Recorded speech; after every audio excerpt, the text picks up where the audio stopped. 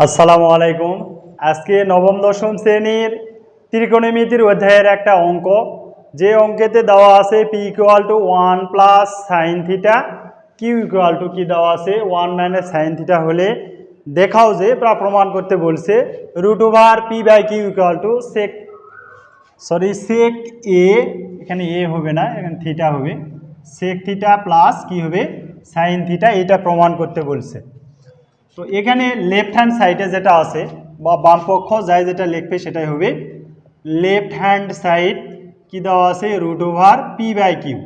তো পি এর মান দেওয়া আছে 1 প্লাস সাইন থিটা আর কিউ এর মান আছে 1 মাইনাস সাইন থিটা। তো এই জাতীয় রুট ওভারের অঙ্ক যদি থাকে আমাদের মনে রাখতে হবে যে ভগ্নাংশ একটা আছে, ভগ্নাংশ সমান আমরা কি জানি, ভগ্নাংশ সমান আমরা কি জানি লব ডিভাইডেড বাই হর। তো এই উপরে যেটা থাকে এটাকে আমরা কি বলি লব বলে থাকি। তো এই অঙ্কেতে যে লবটা আছে এই লব দ্বারা আমরা উপর নিচে কি করে দিব গুণ করে দিব, এটা হচ্ছে প্রথম কাজ। তো এখানে root over 1 plus sine theta 1 minus sine theta গুণ করে দিব আমরা কি দ্বারা উপর নিচে লব দ্বারা গুণ করে দিব। লব কি আছে 1 plus sine theta 1 plus sine theta, এই যে লব যেটা ছিল এটা দ্বারা আমরা উপর নিচে গুণ করে দিচ্ছি।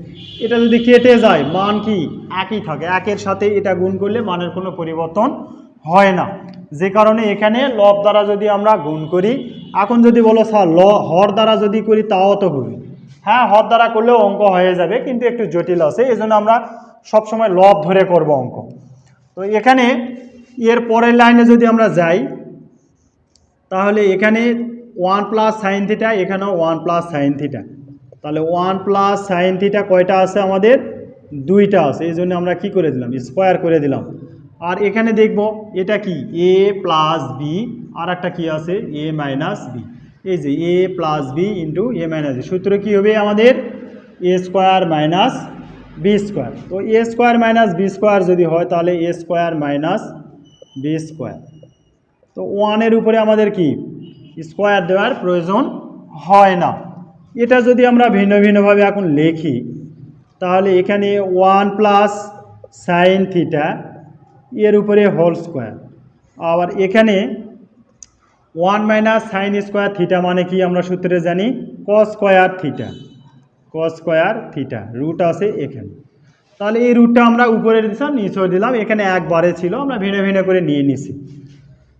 এর পরের লাইন যদি আমরা এখানে করি এই স্কোয়ার আর রুট কি হয়ে যাবে আমাদের স্কোয়ার আর রুট কেটে যাবে, তাহলে কি থাকবে 1 প্লাস সাইন থিটা, এখানে এই স্কোয়ার আর রুট কেটে যাবে তাহলে কি থাকবে কস থিটা।